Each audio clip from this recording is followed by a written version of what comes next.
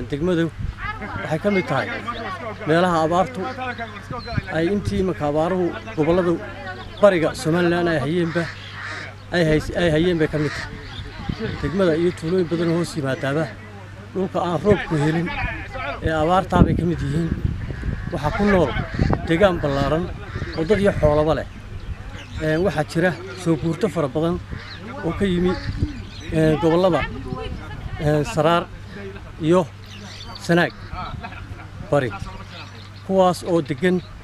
degmada eeriyadeeda iyo tuulooyinka hoos yimaadaba yaalla oo iyaguna markii hore meelo ku dhow degmada oo dhulka looga soo remigu ay uga yimaadaana roobkii deerta hobla heleen hoblaha awadoodna ay ku yimaadeen iminkana wax roob aanay jirin biyo la'aanina ay ka jirto oo roobkii deerta oo aan helin degmada gudaheeda awadeed aan wax biyo u gelin iyadoo degmada ahayd mid baraagale